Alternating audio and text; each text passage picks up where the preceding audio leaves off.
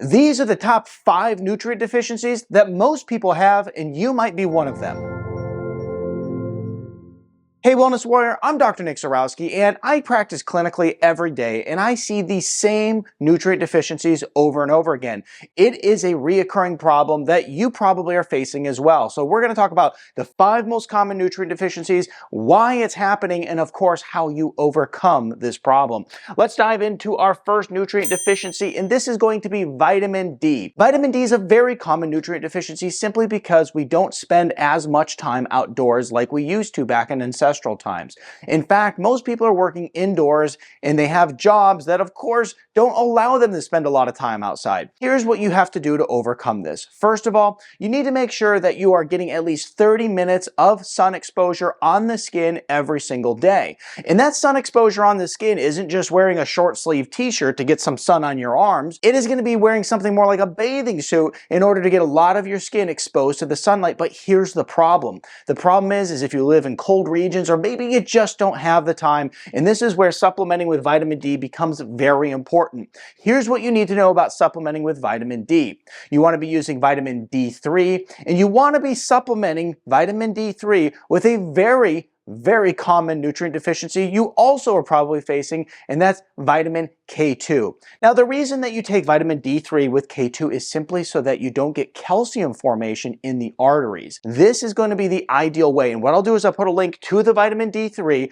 with K2 in the description below, and I will put resources in the description to everything we talk about today, because there's a big difference between a quality vitamin D and a garbage vitamin D. So we want to always make sure we're taking the best quality, highly absorbable nutrients that we can. Let's dive into our next nutrient deficiency, and this is going to be magnesium. Now, why are so many people deficient in magnesium? Well, it's simply because we are under a lot of stress today in modern times. You know, whether it's your cell phone going off all the time and someone texting you, or social media, or whatever it is about your life that's causing you a lot of stress. Stress depletes you of magnesium, so what we want to do is make sure we're at sufficient levels of magnesium. I personally take magnesium every day. I use one called Calm. Now, the reason that I specifically use this one is because it's a blend of magnesium, and if you didn't know this, there are multiple types of magnesium and they all have their own benefits. The one I like to use is one that helps calm the brain, calm the body. It helps me sleep amazingly. Once again, resources in the description below, but a big problem today. Now, here is the next major deficiency, and this is going to be omega-3s. We want to make sure that we're getting proper omega-3s. Helps our brain function properly, helps keep inflammation down in the body, it helps our joints feel better, it decreases pain, it can help lower your blood pressure. So here's the thing, omega-3s have a ton of benefits. We just want to make sure that we're taking them. Most people who do not have sufficient amounts of omega-3s in their body start taking this and they immediately feel better.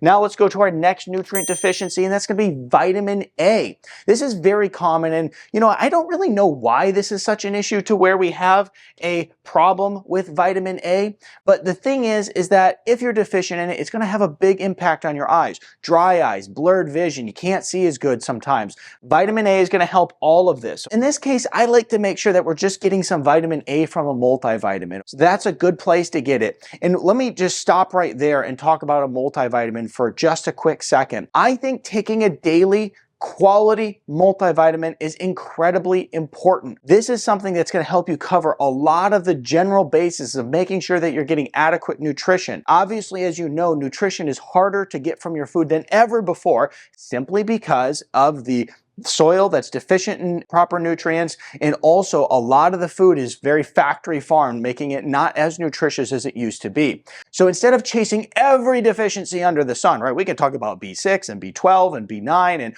a million different vitamins. So taking a multi is a really good way to just hit everything, but these are some of the ones that you may actually want to go above and beyond with. These are all ones that I'm going above and beyond with in my own life on top of a multi. Let's look at our last nutrient deficiency, and this is protein. Now, protein is a big problem. So many people are not consuming enough. I typically find women are not consuming enough protein more so than men, right? Because there's this idea, well, men are going to eat steak and they're going to eat the burgers and all that stuff, right? And women, well, you know, they'll eat something a little bit lighter. I've seen so many women make those choices towards more of a lighter dinner or something like that without as much meat in it. So we want to make sure that we're getting enough protein.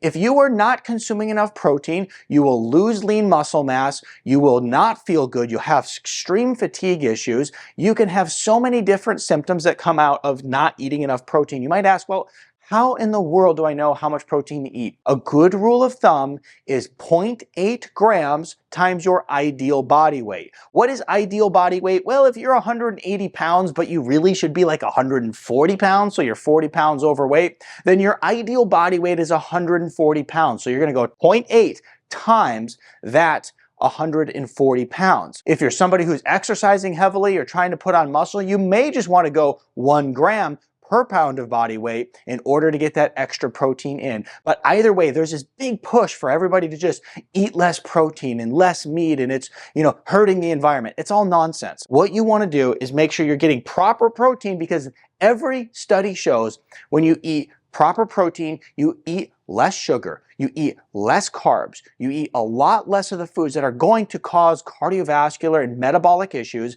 and you have a lesser risk of disease. So these are the top nutrients you need. All of the resources are in the description below so that you can find what you need here. I'm Dr. Zyrowski. I hope you enjoyed this video. Share it with a friend, subscribe, like this video, because there's so many more amazing videos coming. And until next time, I think you're really going to love this video next.